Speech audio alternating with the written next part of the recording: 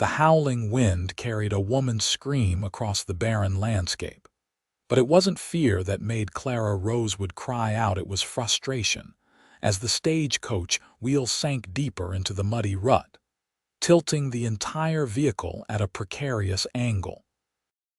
After 3 weeks of travel, she was beginning to wonder if she'd ever reach Oro Grande, Wyoming Territory, or if she'd die first on this God-forsaken trail in the spring of 1876.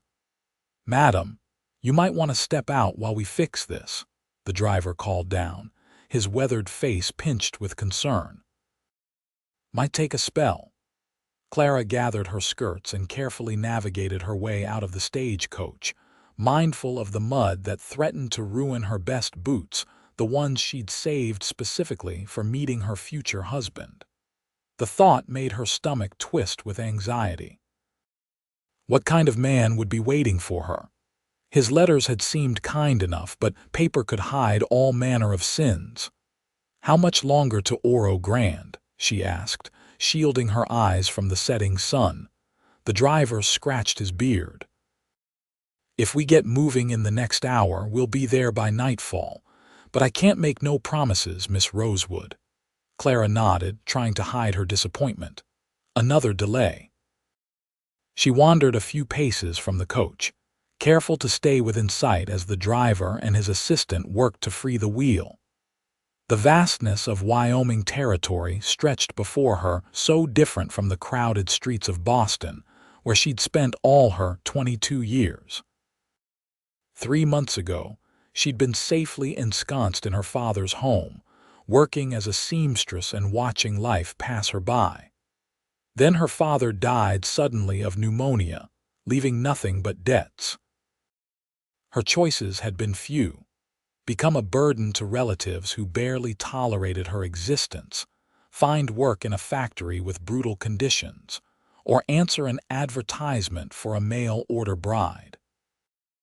The last option had seemed the most promising, especially after exchanging letters with Randall Zimmerman of Oro Grande.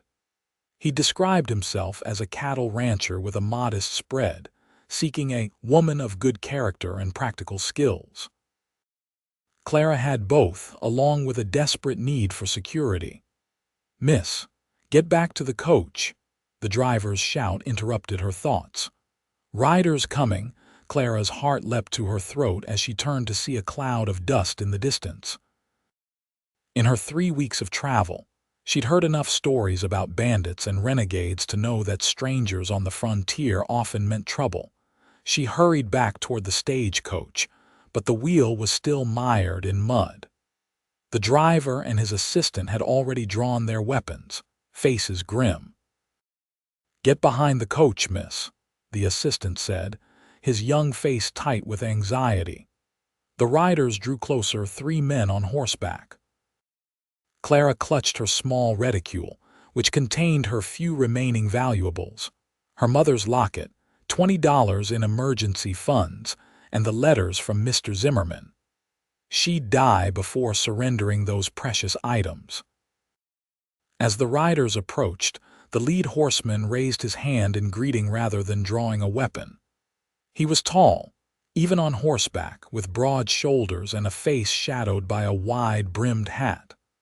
"Looks like you folks could use some help," he called out, his voice deep and steady.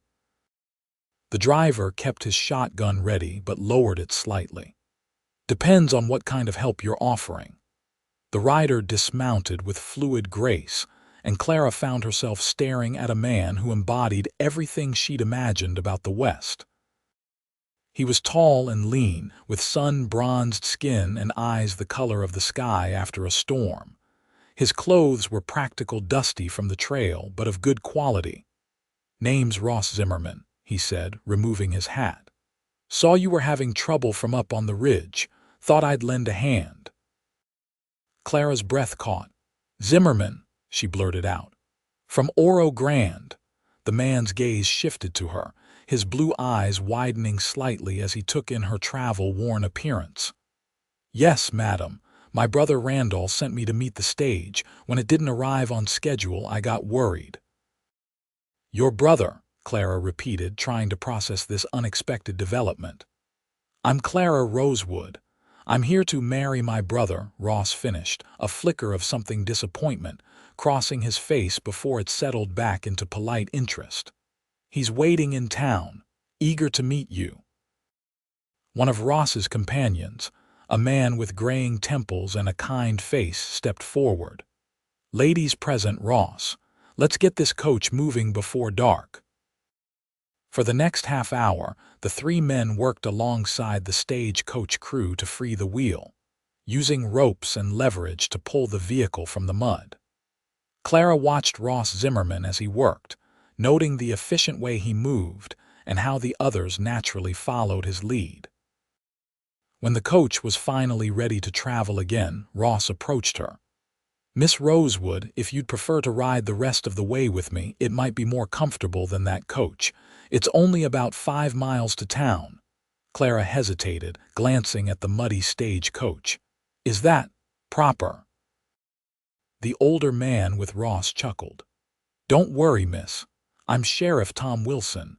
I'll be riding right alongside to make sure this young buck behaves himself. Your reputation will remain intact. With the sheriff's assurance, Clara accepted Ross's offer. After arranging for her trunk to continue on the stagecoach, Ross helped her mount his horse, then swung up behind her. The closeness made her heart race in a way that was both alarming and thrilling. Hold tight, Ross instructed as they set off, his breath warm against her ear. As they rode, Clara found herself torn between anxiety about meeting her future husband and acute awareness of the man whose arms encircled her. She'd traveled thousands of miles to marry Randall Zimmerman, yet it was his brother who made her pulse quicken. Tell me about your brother, she said, desperate to remind herself of her purpose. There was a slight pause before Ross answered. Randall's a good man, hardworking. He owns the general store in Oro Grande, does well for himself. His letters mentioned ranching, Clara said, confusion evident in her voice. Ross's body tensed slightly. He helps me with the ranch sometimes. It's a family operation. Something in his tone made Clara uneasy. But before she could question him further, they crested a hill, and Oro Grande came into view. It was smaller than she'd imagined, a collection of wooden buildings along a main street, with houses and farms scattered around the perimeter. In the distance, she could see the silhouette of mountains against the darkening sky. Welcome to Oro Grande, Ross said, his voice soft. Population 312. 313 now that you're here. The town was alive with early evening activity as they rode down the main street. People stopped to stare, and Clara felt self-conscious about her disheveled appearance after weeks of travel. She'd hoped to have time to freshen up before meeting Randall. Ross brought his horse to a stop in front of a 2-story building with a sign reading Zimmerman's General Store. A man emerged from the doorway, wiping his hands on an apron. He was shorter than Ross, with thinning brown hair and spectacles. His face lit up when he saw them. You found her. Thank goodness. He rushed forward as Ross helped Clara dismount. Clara Rosewood, my brother Randall, Ross said, his voice carefully neutral. Randall took her hand, pumping it enthusiastically. Miss Rosewood, what a pleasure to finally meet you in person. I was so worried when the stage was delayed. Clara smiled, trying to hide her surprise. Randall was nothing like she'd imagined from his letters. Where she'd pictured a rugged rancher, she found a shopkeeper with ink-stained fingers and an eager, boyish face despite being in his early 30s. The pleasure is mine, Mr. Zimmerman, she said, determined to be gracious. After all, she'd come all this way to marry this man, not to be disappointed by the disparity between her imagination and reality. You must be exhausted, Randall said. I've arranged for you to stay at Mrs. Halloway's boarding house until the wedding. It's just down the street, very respectable. Thank you, Clara said, feeling overwhelmed. That's most thoughtful. Ross cleared his throat. I'll see to Miss Rosewood's trunk when the stage arrives. Randall nodded absently, still beaming at Clara. Yes, yes. Thank you, brother. Now, Miss Rosewood, would you like to see the store? It's the finest establishment in 3 counties, if I do say so myself. Clara glanced at Ross, who had already turned away, his face unreadable beneath his hat. Perhaps tomorrow, Mr. Zimmerman. I am rather tired from the journey. Of course, of course. How thoughtless of me. Ross, would you escort Miss Rosewood to Mrs. Halloway's while I mind the store? I've got a customer waiting. Ross nodded silently and offered Clara his arm. As they walked down the boardwalk, Clara felt the curious eyes of townsfolk following them. She straightened her spine, determined to make a good impression despite her travel-worn appearance. Your brother seems very enthusiastic, she ventured. Ross's mouth quirked in what might have been a smile. Randall's always been excitable, especially when he gets something he wants. The way he said it made Clara feel like merchandise rather than a bride-to-be. Mr. Zimmerman, Ross, may I ask you something candidly? He glanced down at her, his blue eyes cautious. You may ask. In his letters, your brother described himself as a rancher, yet he seems to be a shopkeeper. Ross's jaw tightened. Randall tends to embellish. The ranch belongs to me, left by our father. Randall preferred commerce to cattle. He does well enough with the store. Clara digested this information, feeling a ripple of unease. I see. Does it matter? A shopkeeper's wife lives an easier life than a rancher's. It's not the occupation that concerns me, but the misrepresentation, Clara said carefully. They'd reached a neat 2-story house with a sign indicating it was Halloway's boarding house. Ross stopped at the foot of the steps. Miss Rosewood, out here. People often present themselves as they wish to be, not as they are. Randall's a good man at heart. He'll provide for you, give you a comfortable home. Clara studied Ross's face, sensing there was more he wasn't saying. Thank you for your candor, Mr. Zimmerman. Ross, just Ross. We're to be family after all. The words brought her back to reality with a jolt. Yes, she was here to marry Randall Zimmerman, not to develop an unsettling attraction to his brother. A plump, gray-haired woman appeared in the doorway. You must be Miss Rosewood. I'm Martha Halloway. Come in, come in. I've got a hot bath waiting and stew on the stove. The promise of a bath after weeks of travel was too tempting to resist. Clara turned to Ross. Thank you for your escort, Mr. Ross, and for your assistance with the stagecoach. He touched the brim of his hat. My pleasure, Miss Rosewood. I'll bring your trunk when it arrives. He hesitated, then added, Welcome to Oro Grande. You're where you're meant to be. Something in his voice made the simple statement seem like both a welcome and a farewell. As Clara followed Mrs. Halloway inside, she couldn't help glancing back. Ross stood in the street watching her, his tall figure silhouetted against the setting sun, and for a moment, Clara wondered if she truly was where she was meant to be, but with the wrong brother. The following morning, Clara awoke to the unfamiliar sounds of a small frontier town beginning its day. After weeks of travel, sleeping in a real bed had been heavenly, even if her dreams had been confusing, filled with images of 2 brothers with the same surname but vastly different appeals.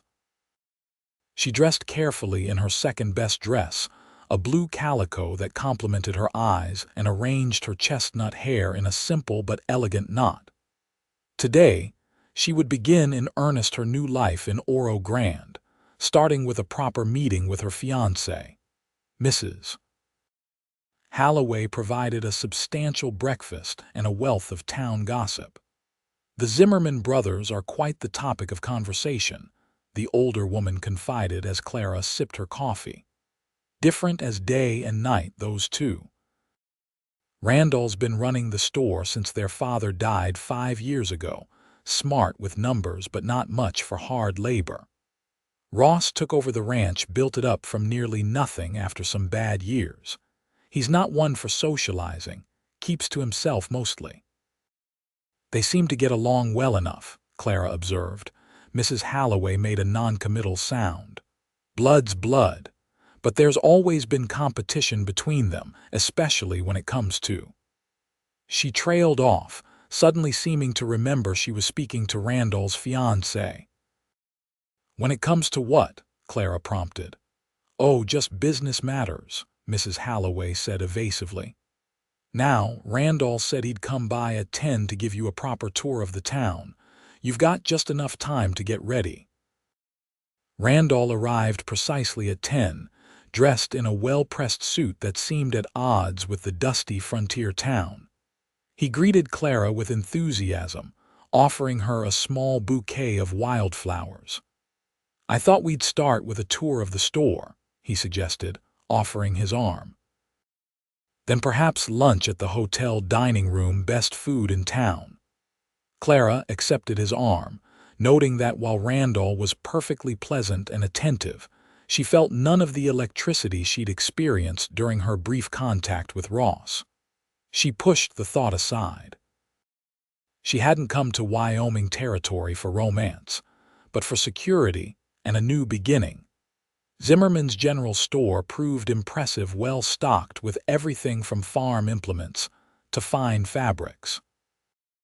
Randall showed her around with obvious pride, introducing her to his assistant, a young man named Timothy. The store provides everything the town needs, Randall explained. We get shipments from back east every month. I've built quite a business here. It's very impressive, Clara said sincerely. You must work hard. Randall beamed at her praise. I do. A man has to provide for his family after all. He lowered his voice. Speaking of which, I thought we might discuss wedding arrangements. The Reverend could perform the ceremony as early as next Sunday. Clara's heart jumped. Next Sunday? That's only a week away. Is that a problem? I assumed, given the nature of our arrangement, you'd want to proceed without delay. Clara took a deep breath. Mr. Zimmerman, Randall, please. Randall. While I appreciate your eagerness, I've only just arrived after a long journey. I'd like some time to become acquainted with you and with Oro Grande before we marry. A flicker of impatience crossed his face, quickly replaced by a smile that didn't quite reach his eyes. Of course, my dear, how thoughtless of me. We'll wait until you're ready. Though I must say Mrs. Halloway's boarding house is expensive to maintain indefinitely. The subtle pressure wasn't lost on Clara. I understand. Perhaps 2 weeks would be sufficient. Randall nodded, seemingly satisfied. 2 weeks it is. Now shall we continue our tour? There's the church, the school's small but adequate, and of course, the hotel with its fine dining room. As they walked down the main street, Clara noticed several women watching her with undisguised curiosity. Randall greeted them politely, but didn't stop to introduce her. She was beginning to get a sense of the social hierarchy of Oro Grande and her place within it as a newcomer. They were passing the sheriff's office when Tom Wilson, the lawman who'd accompanied Ross the previous day, emerged from the building. Miss Rosewood, nice to see you getting acquainted with our town, he said, tipping his hat. Randall got a message from your brother. Said to tell you there's trouble at the ranch, something about a fence line dispute with Harker. Randall's face tightened. Ross can handle it. He doesn't need me interfering. The sheriff raised an eyebrow. He specifically asked for you. Said it was about that agreement you made with Harker about the water rights. Randall's expression shifted from annoyance to something akin to guilt. I see. Well, I'm escorting Miss Rosewood at the moment. I don't mind, Clara said quickly, curious about the undercurrent she sensed. Perhaps we could visit the ranch.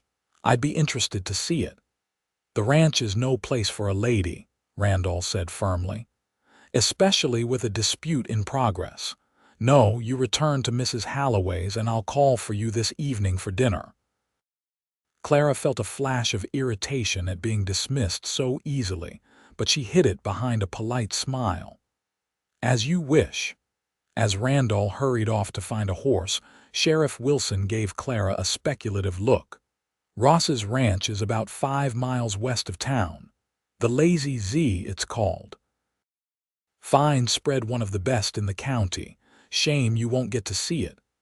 Was there a message in his casual comment? Clara couldn't be sure. "Perhaps another time," the sheriff nodded.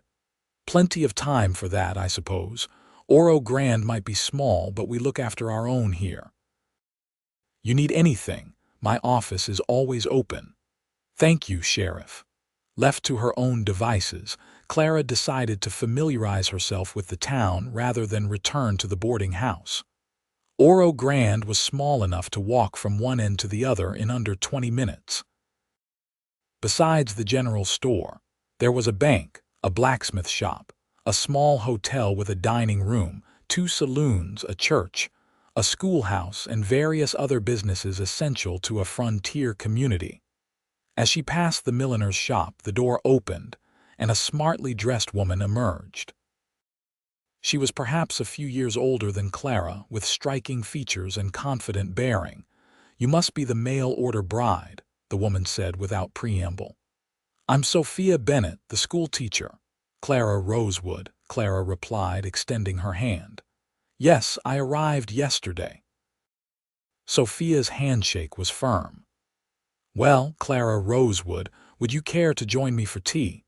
Mrs. Peterson serves a decent cup at the hotel, and I imagine you have questions about Oro Grande that Randall Zimmerman won't think to answer." There was something about Sophia's direct approach that Clara found refreshing after Randall's solicitous, but somehow artificial manner.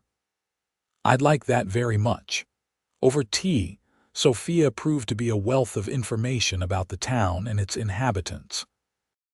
She'd been teaching in Oro Grande for 3 years, having come west from Philadelphia after the death of her fiancé in a factory accident. "The West offers opportunities for women that simply don't exist back east," Sophia explained. "Here, I'm respected for my mind and my abilities, not just as someone's daughter or potential wife." "Yet I've come here specifically to be someone's wife," Clara pointed out. Sophia studied her thoughtfully. "True, but that doesn't mean you can't be more. This is a young town in a young territory. People can reinvent themselves here." "Tell me about the Zimmermans," Clara said, seizing the opportunity. "I've met both brothers, but I sense there's a story there." Sophia hesitated, stirring her tea. "It's not my place to gossip about your future family." "I'm not asking for gossip. I'm asking for context. There's a difference."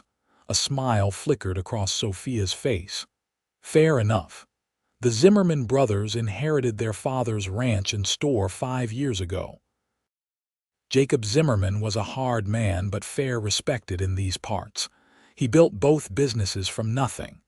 When he died, the ranch was struggling due to a long drought. The store was the more profitable venture. So they split the inheritance.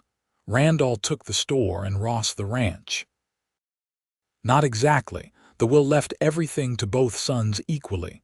But Ross bought out Randall's share of the ranch, taking on considerable debt to do so. In exchange, Randall got full ownership of the store." "And now the ranch is successful?" Clara asked, remembering the sheriff's comment. "Very. Ross worked day and night to turn it around. Introduced better breeding stock, dug new wells, expanded the grazing land. The Lazy Z is now one of the most prosperous operations in the county." Clara digested this information. "And what about Randall? Has the store done well?" Sophia's expression grew careful. "The store does steady business.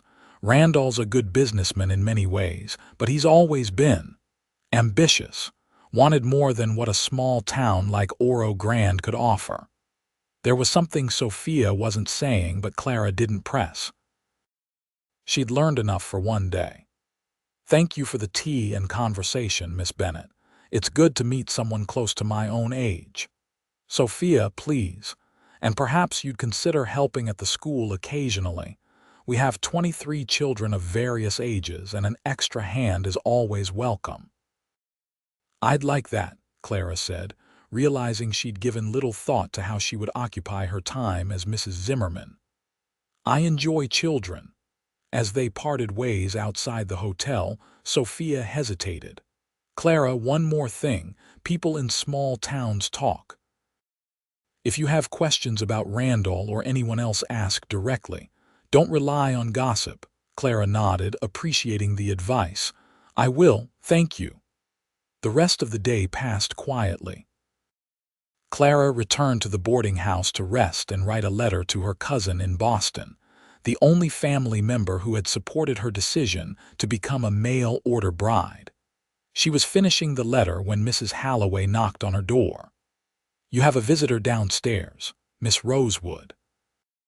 "Ross Zimmerman." Clara's heart gave an unexpected leap. "Ross, did he say what he wants?" "Just that he's brought your trunk and would like a word." Clara quickly checked her appearance in the small mirror, smoothing her hair before following Mrs. Halloway downstairs. Ross stood in the small parlor, hat in hand, looking distinctly uncomfortable in the feminine surroundings. "Miss Rosewood," he said, nodding.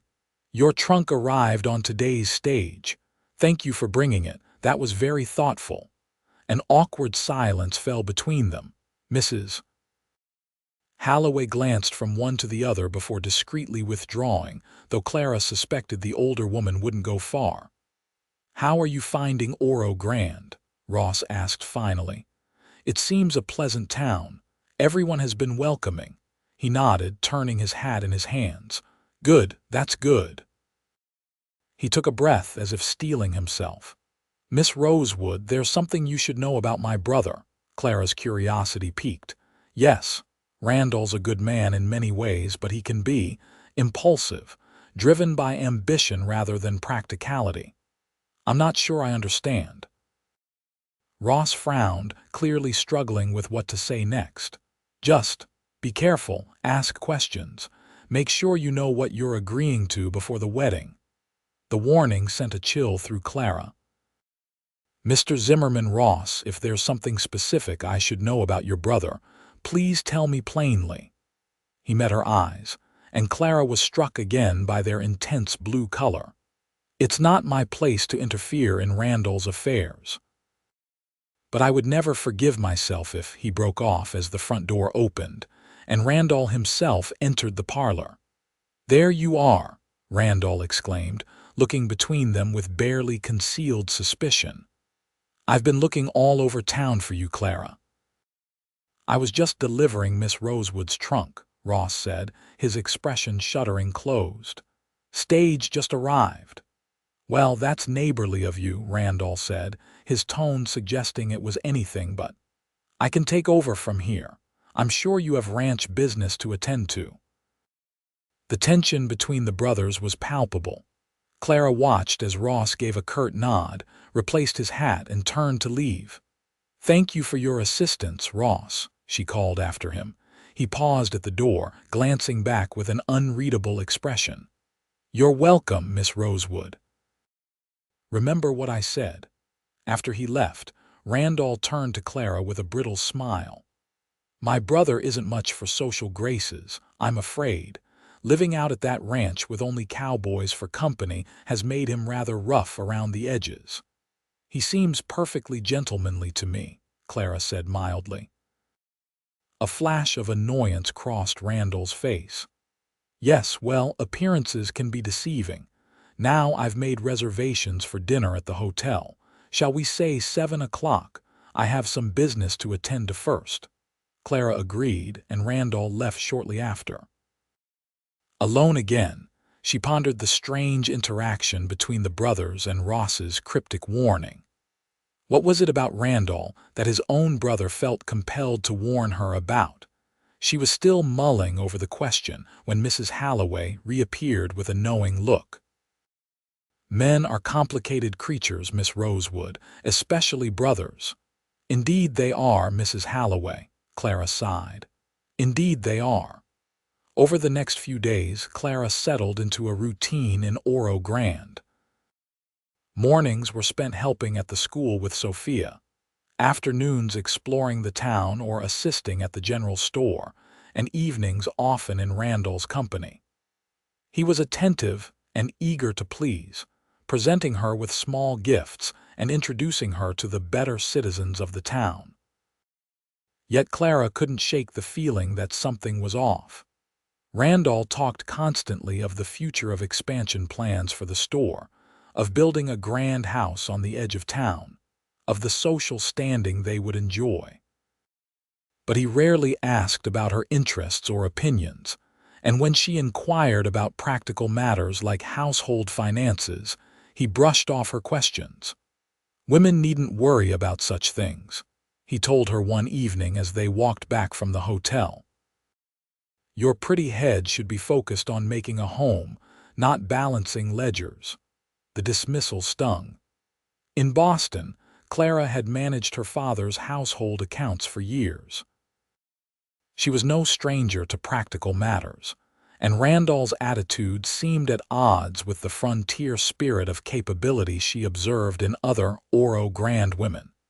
She saw Ross only occasionally, usually from a distance as he conducted business in town.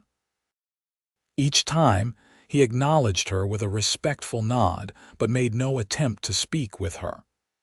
Clara told herself this was proper, given her engagement to his brother, but she couldn't deny the disappointment she felt.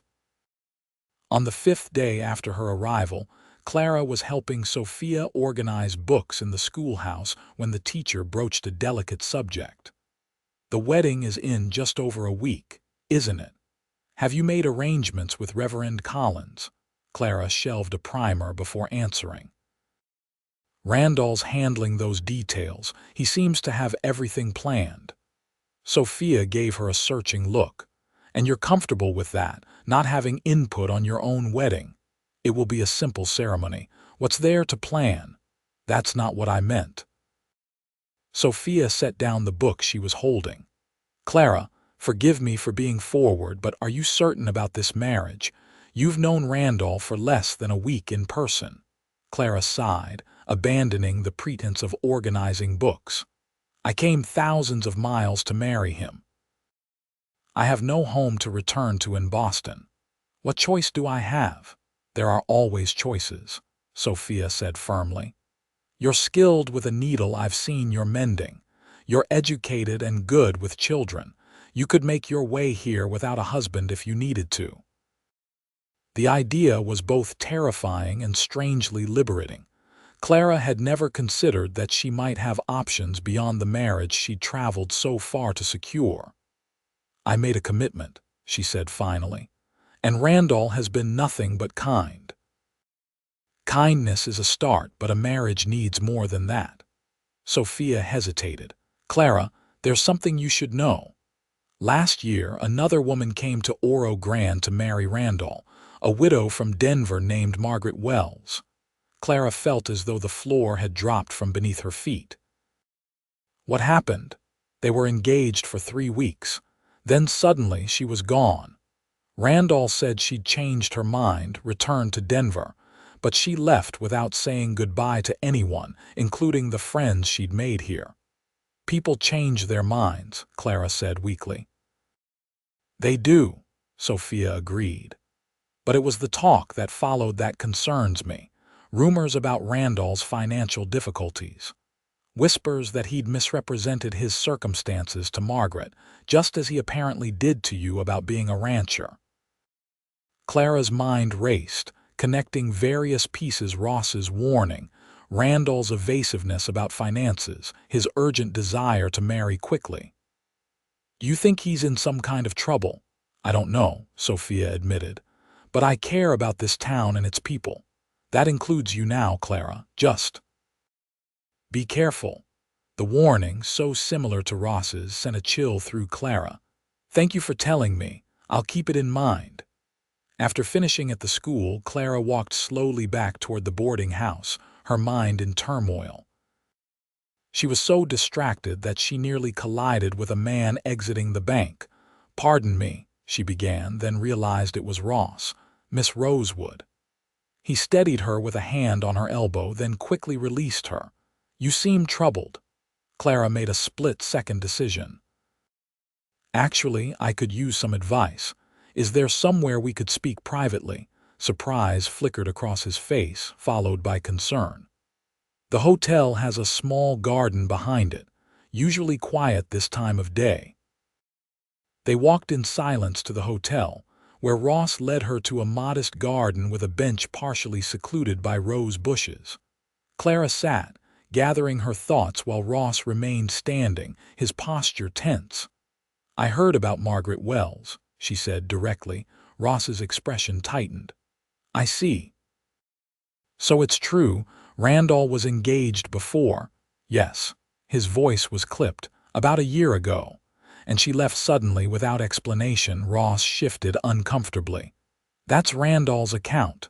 But you don't believe it." He sighed, finally sitting beside her but maintaining a proper distance.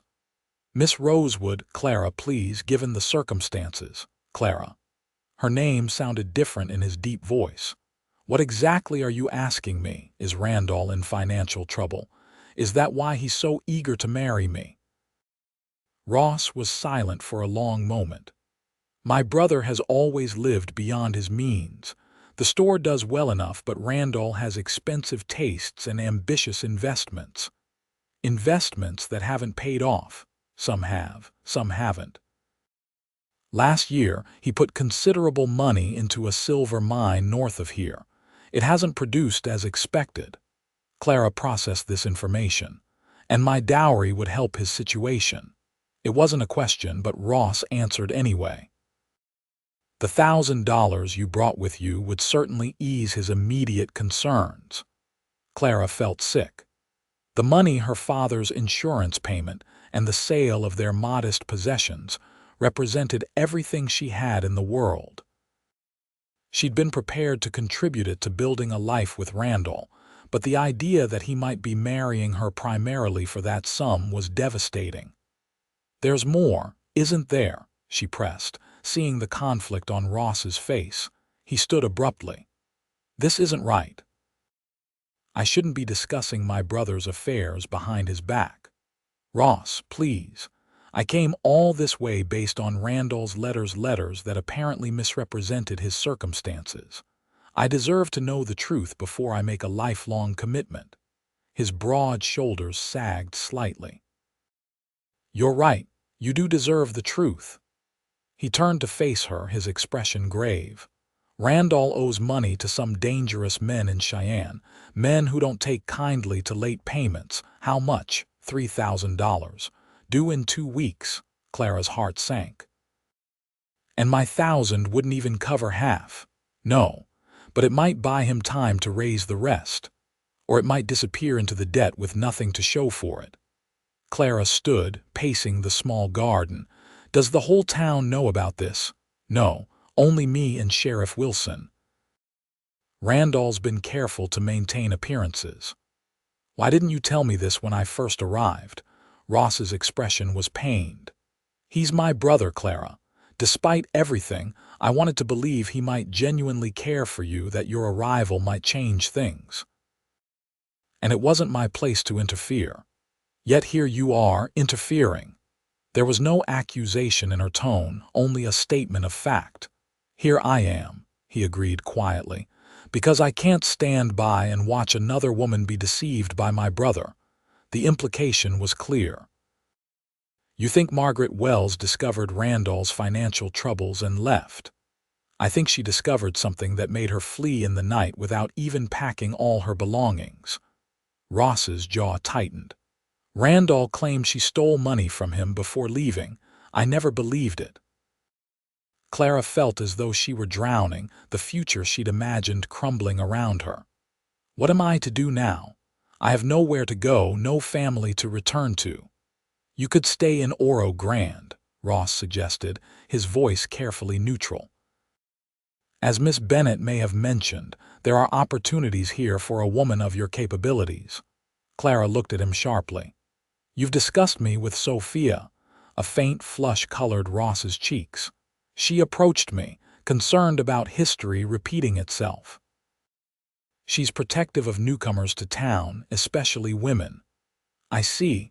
Clara took a deep breath, trying to order her thoughts. Thank you for your honesty, Ross. I have much to think about. What will you do? I don't know yet. But I won't be rushed into marriage, that much I'm certain of. As they walked back toward the main street, Clara felt Ross watching her with concern. Will you confront Randall? He asked. Not yet. I need time to consider my options. She managed a small smile. Don't worry, I won't tell him of our conversation. It's not that I'm worried about. He hesitated. Clara, those men in Cheyenne, they're not the patient type.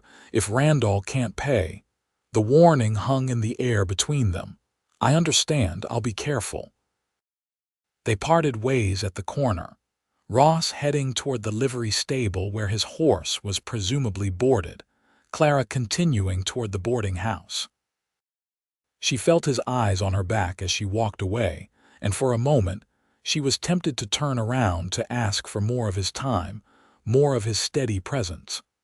But that would only complicate an already impossible situation. Back at Mrs. Holloway's, Clara found a note from Randall inviting her to dinner that evening. She sent back a message declining, claiming a headache the first time she'd refused his company since arriving in Oro Grande. Alone in her room, Clara opened her trunk and removed the false bottom where she'd concealed her money for the journey. The bank drafts and cash were still their $1,000, her entire worldly wealth. She had brought it to start a new life with a man she believed to be honest and forthright. Now she wondered if that man existed at all. The next morning, Clara rose early and made her way to the general store before it opened. She needed to speak with Randall privately, away from curious eyes and ears.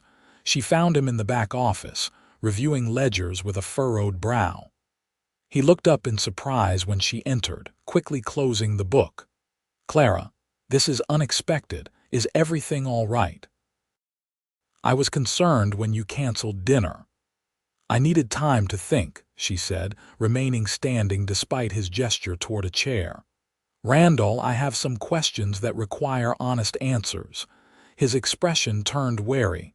Of course. What would you like to know? Are you in debt to men in Cheyenne? The color drained from his face. Who told you that? It doesn't matter. Is it true? Randall's composure crumbled. He slumped in his chair, suddenly looking older than his years. Yes, a business arrangement that went wrong, but I have plans to resolve it. Plans that involve my dowry. His silence was answer enough. Clara felt a strange calm settle over her, the clarity that comes with confirmation of one's worst suspicions. Were you ever genuinely interested in me as a wife, or was I simply a solution to your financial problems? Clara, that's not fair. I did want a wife, a companion. The fact that you brought money with you was a fortunate coincidence. A coincidence you specifically requested in your advertisement for a bride. Clara's voice was steady despite her inner turmoil. $1,000 is the exact amount you asked for. Randall stood, reaching for her hands, but Clara stepped back. It's not what you think, he insisted. Yes, I need the money, but I would have married you anyway. You're beautiful, educated, refined, everything I've wanted in a wife. Yet you lied to me about being a rancher, about your financial situation, about your intentions. I exaggerated certain aspects, he admitted. But is that so terrible? Everyone puts their best foot forward when courting. Clara studied the man before her, handsome in a conventional way, clearly intelligent, but with a fundamental weakness of character that no amount of charm could disguise. She felt no anger toward him, only disappointment and a growing certainty about what she must do. Randall, I cannot marry you. Clara, please, my decision is final. I cannot build a life with a man I cannot trust. Panic flashed across his face. What will you do? Where will you go? That's no longer your concern. Clara turned to leave, then paused. "I truly hope you find a way to resolve your debts, Randall. For your own sake." As she reached the door, his voice stopped her. "It was Ross, wasn't it? He told you about the debt." Clara didn't answer, unwilling to create further discord between the brothers. "He's always been jealous of me," Randall continued bitterly. "Always thought he was better, more deserving. First with father's approval, now with you." "This isn't about Ross," Clara said firmly. "It's about honesty and trust, qualities essential for marriage." She left him standing there, his face a mask of thwarted ambition and wounded pride. As she stepped onto the boardwalk, Clara felt a weight lift from her shoulders. The future was uncertain, but at least it would be built on truth. Later that day, Clara met with Sophia at the schoolhouse, where her friend listened without judgment to the whole story. "You're welcome to stay with me until you decide what to do next," Sophia offered.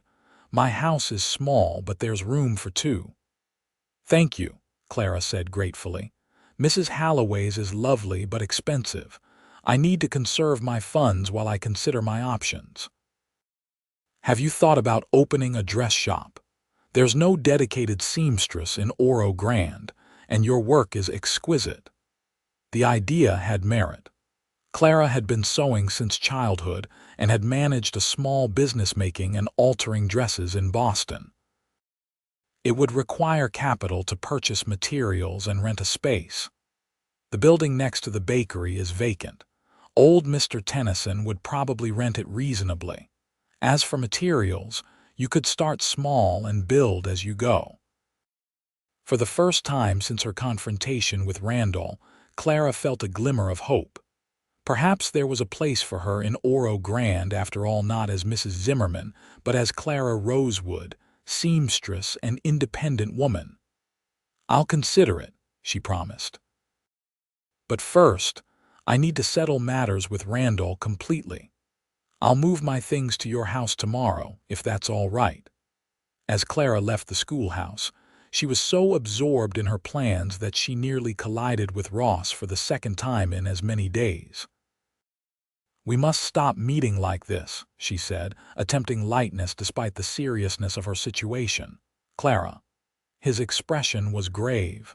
"I just spoke with Randall. He told me you've broken the engagement." "Yes, I couldn't go through with it under the circumstances." Ross nodded, understanding in his eyes. "A wise decision, though I'm sorry it came to this. What will you do now?" "Stay in Oro Grande, at least for a while. Sophia has offered to share her home, and I'm considering opening a dress shop." "You'd be filling a genuine need in the community," Ross said. "Mrs. Peterson at the hotel has been sending to Cheyenne for a seamstress to alter her curtains for months." Clara smiled at his practical support. "Then perhaps I've found my calling here after all." They began walking together toward the main street, a comfortable silence between them. Clara was acutely aware of his presence beside her, tall and steady, so different from his brother in every way that mattered. "Ross," she said suddenly, "what about Randall's debt? Those men from Cheyenne, will they come after him?" Ross's expression darkened. "Possibly. I've spoken with Sheriff Wilson about increasing patrols just in case, and I've offered Randall money to help settle the debt. You do that. After everything, he's my brother." Ross said it simply, as if it explained everything, and perhaps it did. "You're a good man, Ross Zimmerman." He looked away, uncomfortable with the praise. "Hardly. If I were truly good, I'd have warned you about Randall the moment you arrived. You tried in your way. And you respected the fact that I needed to make my own decision." They'd reached the corner where their paths would diverge, Ross toward the livery stable, Clara toward the boarding house. "Will I see you again?" she asked, surprising herself with her boldness. Something flickered in his blue eyes, hope, perhaps. "I come to town every few days for supplies. Perhaps you'll let me know how your dress shop plans progress." "I'd like that." As they parted ways, Clara felt a curious lightness. She had come to Oro Grande as a mail-order bride, expecting to find security in marriage to a man she barely knew. Instead, she'd found the courage to stand on her own and the possibility of something far more valuable than a hasty marriage of convenience. The next week passed in a whirlwind of activity. Clara moved into Sophia's cozy home, continuing to help at the school while also investigating the vacant building beside the bakery. Mr. Tennyson, the elderly owner, was delighted at the prospect of a dress shop and offered a reasonable rent with the first month free in exchange for Clara making new curtains for his daughter's home. Word spread quickly about Clara's plans and her skill with a needle. Even before the shop was officially open, women from Oro Grande and surrounding farms began bringing mending and alteration work, eager for the services of a professional seamstress. Randall maintained a cool distance, acknowledging Clara with stiff politeness when they passed in the street, but otherwise avoiding contact. From town gossip, she learned he'd sold several valuable items from the store to raise money, including a fine set of silver candlesticks that had belonged to his mother. Ross came to town twice during that week. The first time, he merely tipped his hat to Clara as they passed on the boardwalk. The second time, he stopped by the future dress shop where Clara was measuring for shelves. "Place is coming along," he observed, looking around at the small but bright space. "It is," Clara agreed. "Mr. Peterson from the hotel is building me a counter and Mrs. Wilson donated a settee for customers to sit on while they wait. The town's taken to you. I'm grateful for the welcome. It makes starting over a little less daunting." Ross shifted his weight, seeming uncharacteristically nervous. "Clara, I wondered if you might want to see the ranch someday. When you're not busy with the shop, of course." The invitation made her heart beat faster. "I'd like that very much. Sunday, perhaps. I could bring the buggy, take you for a drive after church. Sunday would be perfect." His smile transformed his face, softening the usual stern lines and highlighting the warmth in his eyes. "I'll look forward to it." After he left, Clara found herself humming as she worked, anticipation building for Sunday's outing. She was hanging curtains when Sophia arrived with lunch from the hotel dining room. "You seem cheerful today," Sophia observed, setting out sandwiches on a small table Clara had acquired for the back room. "Ross invited me to see the ranch on Sunday." Sophia raised an eyebrow. "Did he now?" "Interesting. It's just a friendly gesture," Clara said, feeling her cheeks warm. "He knows I was curious about the ranch, especially after Randall's misrepresentations." "Of course," Sophia agreed, a knowing smile playing at her lips. "Just as Mr. Peterson just happened to build you the finest shop counter I've ever seen, and Sheriff Wilson just happened to increase patrols past this building day and night." "What are you suggesting?" "Only that you've made quite an impression on certain gentlemen in this town. Particularly one tall, blue-eyed rancher who rarely socializes with anyone." Clara busied herself arranging napkins. "It's too soon to think of such things. I came here to marry one man. It would be imprudent to develop feelings for his brother so quickly." "The heart rarely consults with prudence, my dear." Sophia took a bite of her sandwich. "And from what I've observed, Ross Zimmerman has had his eye on you since the moment you arrived." The possibility that Ross might have developed feelings for her sent a thrill through Clara, followed immediately by guilt. Even if that were true, Randall is his brother. There are boundaries that shouldn't be crossed. Boundaries, yes. But life on the frontier has a way of redrawing those lines. Sophia patted Clara's hand. "Just be true to yourself. The rest will sort itself out in time." Sunday dawned clear and bright, with a crisp autumn breeze that carried the scent of pine from the distant mountains. Clara dressed with care in her best day dress, a deep blue wool that brought out the color of her eyes. She pinned her hair in a simple but elegant style, adding a small cameo brooch that had belonged to her mother. Church service passed in a blur, with Clara acutely aware of Ross sitting across the aisle with several of his ranch hands.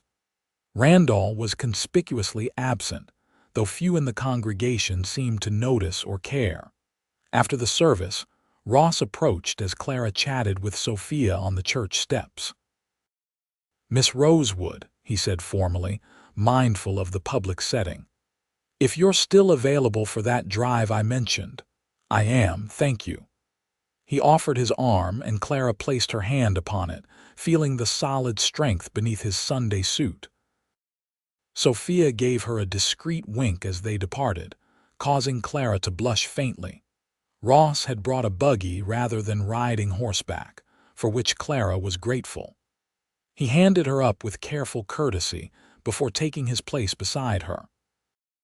The proximity was both thrilling and nerve-wracking. The buggy seat was not large, and their shoulders occasionally brushed as Ross guided the horses out of town. "It's about 5 miles to the ranch," he explained as they left the last buildings behind. Not a long journey, but enough distance to feel removed from town life. The landscape opened before them, rolling hills dotted with sage and occasional stands of pine, the distant mountains providing a majestic backdrop. After the confined spaces of Boston and the small confines of Oro Grande, the vastness of Wyoming Territory was both exhilarating and humbling. "It's beautiful," Clara said, drinking in the scenery. "So different from what I'm accustomed to." "You miss the East?" Ross asked, glancing at her. "Sometimes. I miss the libraries, the theaters, certain conveniences, but there's something about this land that speaks to the soul, isn't there? A sense of possibility." Ross nodded, understanding in his eyes. "That's what drew our father here 30 years ago. He used to say that in the East, a man is defined by who his father was, but in the West, he's defined by what he builds with his own hands." "A wise philosophy," Clara said. "Though I think it applies to women as well, undoubtedly," Ross smiled. "As you're proving with your dress shop." They fell into easy conversation as the buggy rolled along the well-maintained road. Ross told her about the ranch's history, how his father had started with just 50 acres and a dozen cattle, building it into a substantial operation through determination and shrewd land purchases. Today, the Lazy Z encompassed over 5,000 acres with a herd of nearly 1,000 cattle. "It wasn't always successful," Ross admitted. "When Father died, we were in the midst of a 3-year drought. The herd was down to less than 200 head and we were on the verge of bankruptcy. Yet you chose to take on the ranch rather than the profitable store." "The store was never my calling. I belong on the land, working with my hands, watching things grow." He glanced at her. "Randall's different. He has a head for numbers, for commerce. The store suited him better." "Until he began making risky investments," Clara observed. Ross's hands tightened on the reins. "Randall's always wanted more than what was in front of him. When we were boys, if I had an apple, he wanted an orange. If he had an orange, he wanted both." The simple analogy revealed volumes about the brothers' relationship. "And yet you still offer to help him with his debts." "He's family," Ross said simply. "And he's not evil, Clara, just weak in certain ways. The same blood flows in our veins, for better or worse." They crested a hill, and the Lazy Z came into view below them. Clara gasped at the sight. A cluster of well-maintained buildings formed the heart of the ranch, a large 2-story main house built of sturdy logs, a substantial barn, bunkhouse, cookhouse, and various outbuildings. Corrals and paddocks surrounded the structures, with cattle visible in the distance across green pastures. "Ross, it's magnificent," a flush of pride colored his cheeks. "It's home." As they approached, Several ranch hands emerged from the bunkhouse, curious about the Sunday visitor. Ross introduced Clara to each man, his manner respectful rather than condescending. It was clear the hands regarded their boss with genuine affection and loyalty. "Miss Clara's opening a dress shop in town," Ross explained to the cook, a rotund Mexican man named Miguel. "Thought she might enjoy seeing a bit of ranch life before she's too busy with customers to get away." "Ah, a seamstress. Perhaps you fix my Sunday shirt, eh?" Miguel gestured to a poorly mended tear on his sleeve. "I have no talent with needle," Clara laughed. "Bring it to town next week, and I'll repair it properly." Ross gave her a tour of the ranch operations, the barn with its fine horses, the smokehouse where beef was preserved for winter, the vegetable garden that supplied the cookhouse. Everywhere Clara looked, she saw evidence of careful planning and hard work. The main house was the last stop on their tour. "I wasn't sure if you'd want to see inside," Ross said, suddenly hesitant. "It might seem improper, you being alone with me." "We're hardly alone with a dozen ranch hands nearby," Clara pointed out. "And I confess I'm curious about where you live." The house revealed a side of Ross she hadn't fully appreciated before. While the furnishings were simple and practical, there were unexpected touches of refinement: bookcases filled with volumes of history and literature, a piano in the corner of the parlor, watercolor landscapes on the walls. "Those are lovely," Clara said, examining a painting of the Grand Tetons. "Did you acquire them locally?" "I painted them," Ross admitted, seeming embarrassed by the revelation. Clara turned to him in surprise. "You're an artist?" "Hardly that. Just a hobby during the long winter evenings." "They're beautiful, Ross."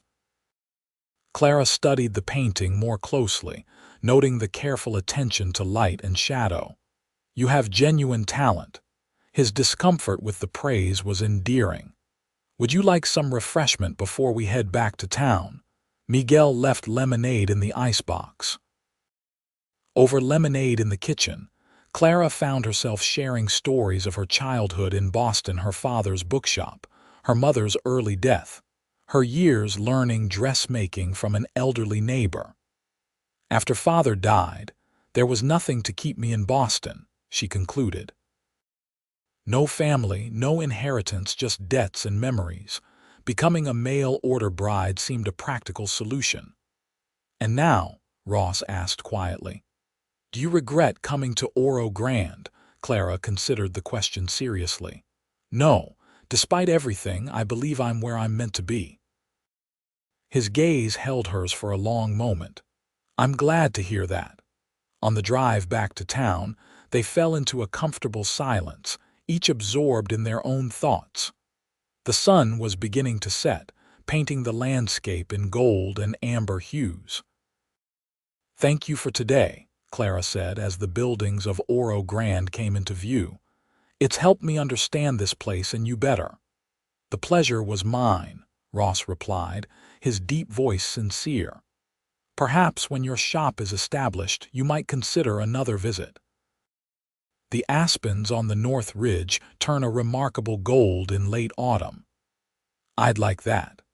As they entered town, Clara became aware of curious glances from townsfolk out for Sunday evening strolls. Gossip would spread quickly about her outing with Ross, especially so soon after breaking her engagement to Randall. But strangely, she found she didn't care. Her life was her own now, her choices hers to make. Ross drew the buggy to a stop outside Sophia's house. "I'll walk you to the door." As they approached the small porch, the door opened and Sophia appeared with a worried expression. "Clara, thank goodness you're back. Sheriff Wilson's been looking for you." Clara's stomach dropped. "What's happened?" "It's Randall," Sophia said, glancing at Ross.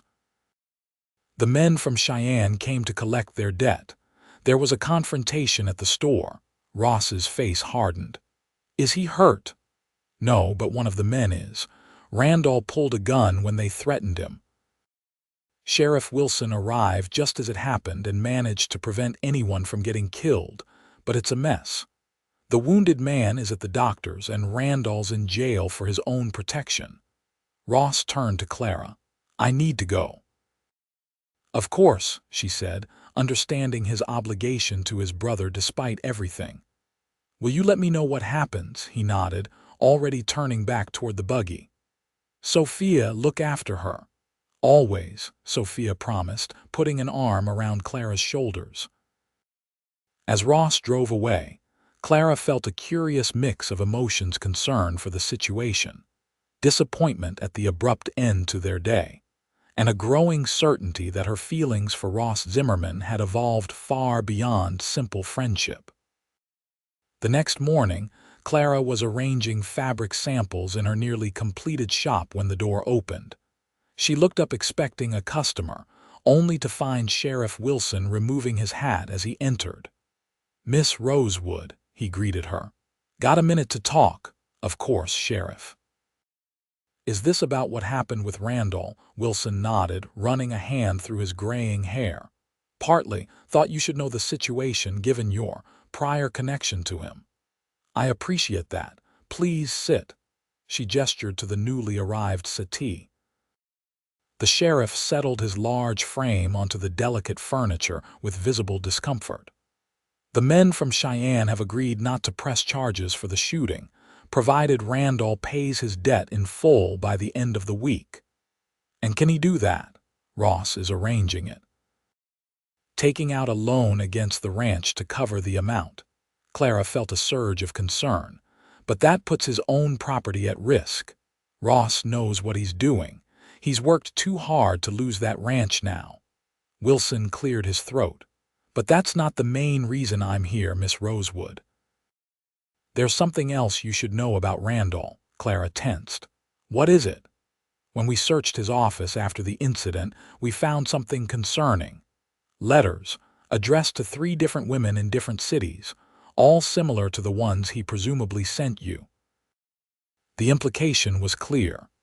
He was planning to bring more mail-order brides to Oro Grande. Appears so. Each letter mentioned the same $1,000 dowry requirement. The sheriff's expression was grim. I believe he was planning to leave town once he'd secured more money, leaving behind any bride who might have arrived. The revelation should have shocked Clara, but somehow it only confirmed what she'd already sensed about Randall's character. Have you told Ross? Just came from the ranch. He took it hard, though he tried not to show it. Wilson stood, clearly uncomfortable with the role of bearer of bad news. Thought you had a right to know, given how things might have turned out for you. Thank you, Sheriff. I appreciate your candor. After Wilson left, Clara sat in stunned silence. She'd had a narrow escape indeed. If Ross hadn't warned her, if Sophia hadn't shared her concerns, she might have found herself married to a man who would have abandoned her once he'd secured her money. The shop door opened again, and this time it was Ross who entered, his expression troubled. Sheriff Wilson told you. Yes, just now. Clara moved to the front of the shop, turning the sign to closed and drawing the blinds to ensure privacy. Are you all right? Shouldn't I be asking you that? You're the one who nearly married him. But he's your brother. This must be difficult for you. Ross paced the small shop, tension evident in every line of his body. I knew Randall had flaws, but this, systematically deceiving women, planning to steal their life savings. I never thought him capable of such calculated cruelty.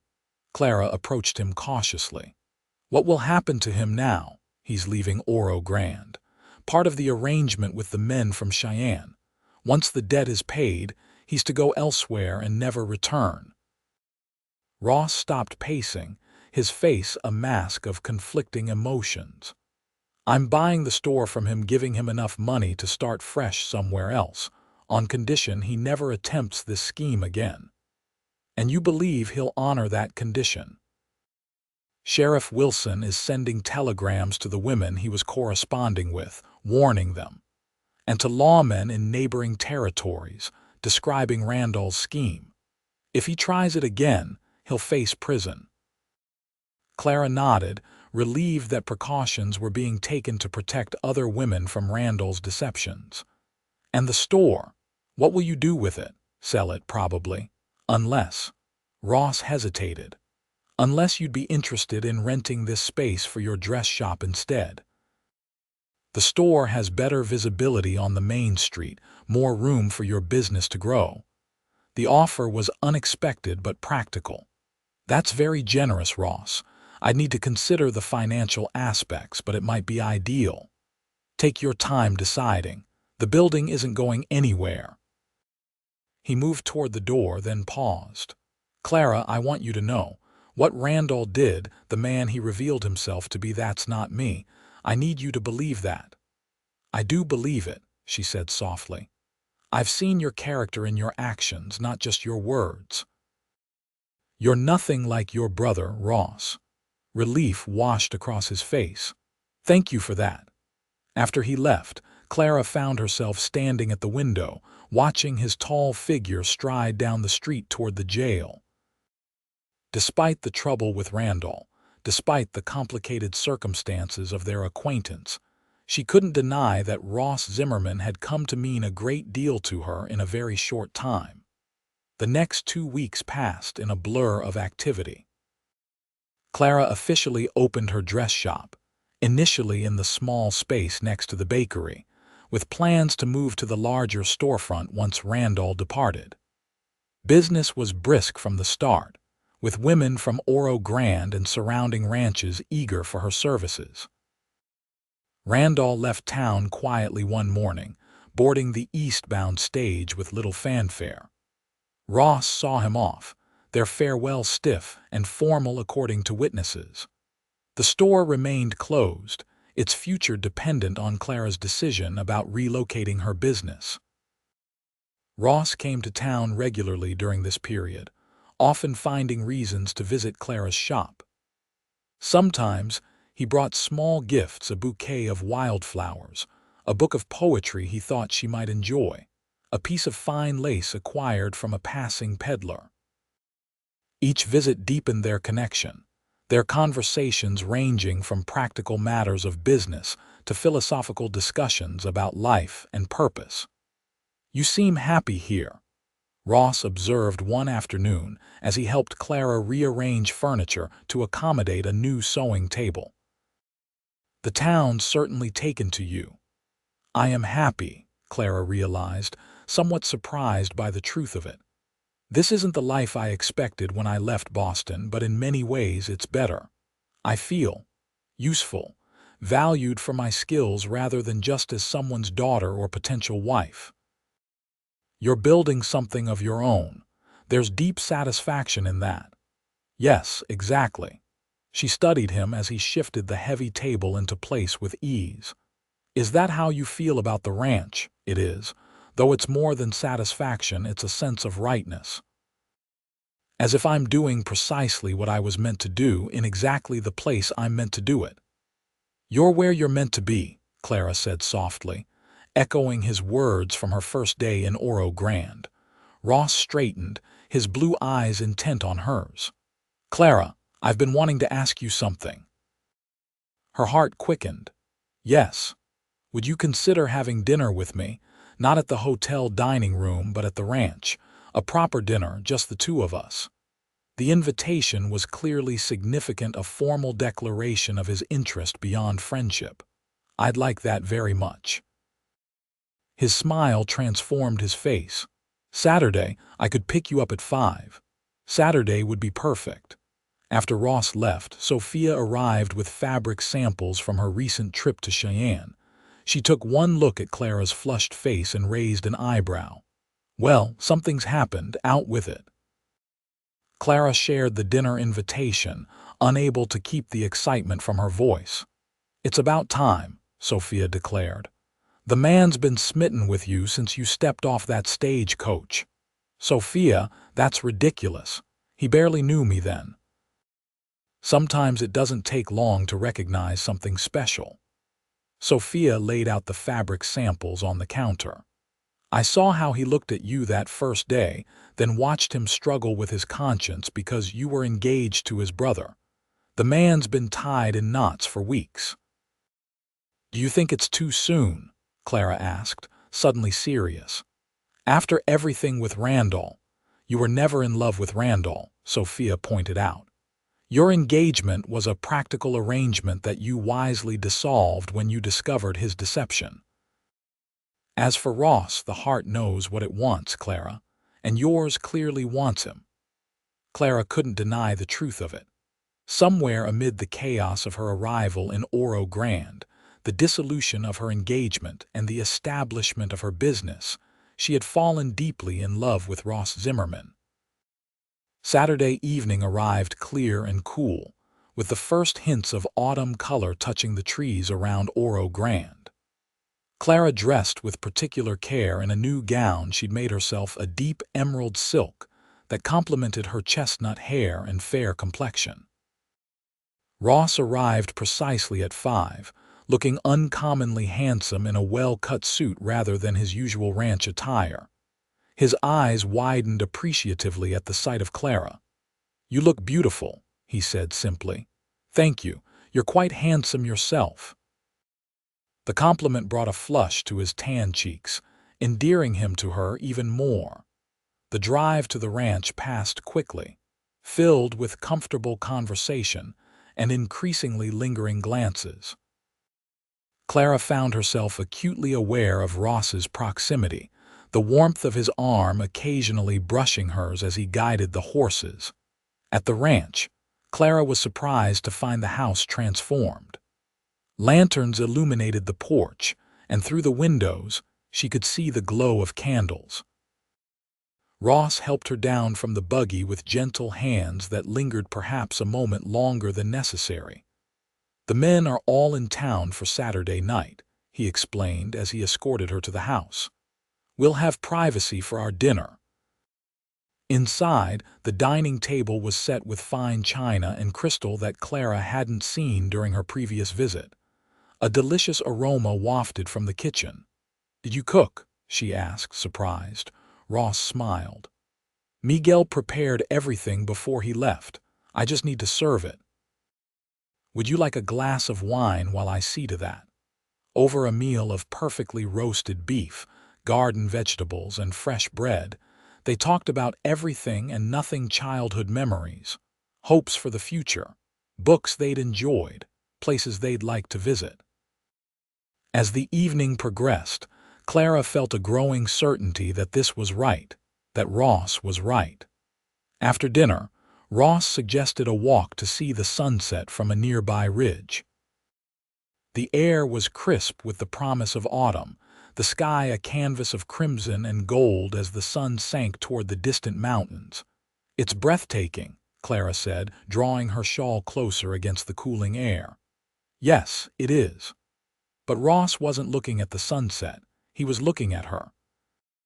Their eyes met, and something electric passed between them. Slowly, giving her every opportunity to withdraw, Ross leaned down and brushed his lips against hers. The kiss was gentle, questioning, and over far too soon. "I've wanted to do that since the moment I saw you stepping down from that stagecoach," Ross admitted, his voice husky. "Even though I was engaged to your brother, especially then. It was torture, knowing you were promised to Randall, seeing him squander the chance to truly know you, to value you as you deserve." Clara reached up to touch his face, tracing the strong line of his jaw. "And how do you value me, Ross Zimmerman?" His hands came up to cradle her face. "As the most remarkable woman I've ever known, strong enough to travel across the country to an unknown future. Brave enough to start over when that future wasn't what you expected. Compassionate enough to forgive my brother's deceptions. Talented enough to build a successful business in a matter of weeks." His thumbs caressed her cheeks. "I value you, Clara Rosewood, as the woman I've fallen in love with." Tears of happiness welled in Clara's eyes. "And I love you, Ross, more than I thought possible in such a short time." Their second kiss was deeper, a true meeting of souls that had recognized each other from the start. When they finally parted, Ross rested his forehead against hers. "I know it's soon, far too soon by conventional standards, but I can't imagine my life without you in it." "Then don't," Clara whispered. "Ask me what's in your heart, Ross." He drew back slightly, his blue eyes searching hers. "Clara Rosewood, will you marry me? Not as a mail-order bride, not as a practical arrangement, but as my partner, my equal, the love of my life." "Yes," she said without hesitation. 1,000 times yes. As darkness fell over the Wyoming landscape, they stood together on the ridge, planning their future, finding in each other what they'd both been seeking: a place to belong, a person to belong with, a love born of respect and admiration rather than convenience or necessity. 3 months later, on a crisp December morning, Clara stood in Sophia's small bedroom, adjusting the lace veil that had been her mother's. Her wedding dress, crafted by her own hands, was a masterpiece of ivory silk and intricate embroidery. "You're radiant," Sophia said, blinking back tears. "Ross won't be able to take his eyes off you." "I still can't quite believe it's happening," Clara admitted. "When I stepped off that stagecoach in September, I never imagined I'd be here now, marrying a different Zimmerman brother and owning my own successful business." The dress shop, now relocated to the former general store, had flourished beyond Clara's expectations. She'd hired 2 assistants and expanded her offerings to include fine millinery and custom wedding attire. The business provided not only financial security, but a sense of purpose and community connection she'd never experienced in Boston.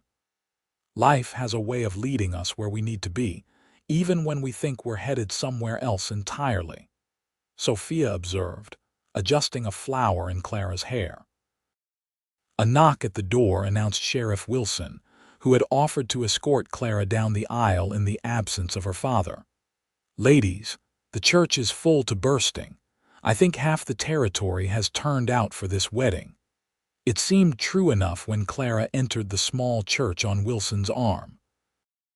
Every pew was filled with townsfolk, ranch hands, and people from surrounding communities who had become customers and friends.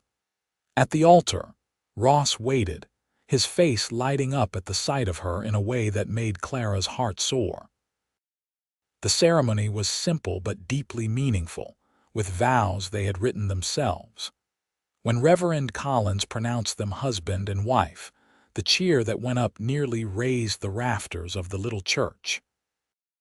The celebration continued at the Lazy Z, where tables had been set up in the yard, decorated with pine boughs and winter berries.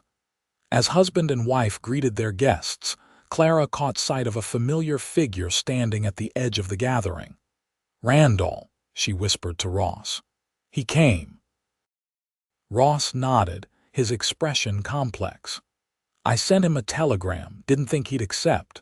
Randall approached cautiously, nodding to familiar faces but keeping his distance from most. When he reached the newlyweds, he extended his hand to Ross first. "Congratulations, brother. She's a remarkable woman." "I know," Ross said simply, accepting the handshake. Randall turned to Clara. "I owe you an apology, Mrs. Zimmerman. What I planned to do was unforgivable." "Yet here you are, forgiven," Clara said softly. "We all deserve second chances, Randall." "Thank you for that." He glanced between them. "You two, you fit together. Anyone can see it.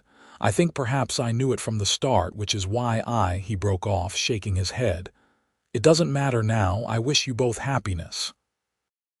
After Randall moved on to speak with Sheriff Wilson, Ross pulled Clara close. "Are you all right?" "More than all right," she assured him.